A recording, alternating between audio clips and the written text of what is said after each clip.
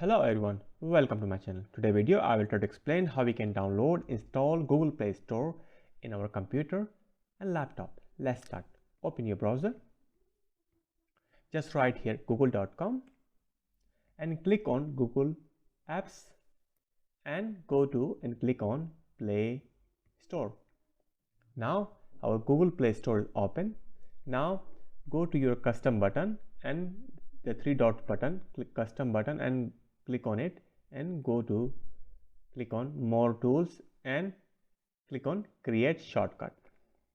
Now this is our Android apps on Google Play Store and click on open as window and click on create. Now it's done. Okay, now let's go to your desktop. This is my desktop and you can see that Android application on Google Play Store is ready. Now you can use your Google Play Store when you want. So thanks for watching my video. If you like my content, give a thumbs up. Thank you.